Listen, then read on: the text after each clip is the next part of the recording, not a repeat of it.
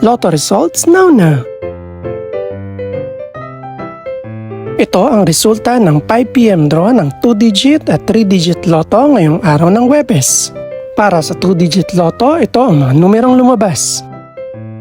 19 at 7 in exact order.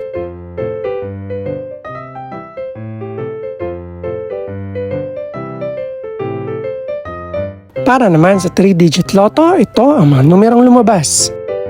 9, 3 at 6 in exact order.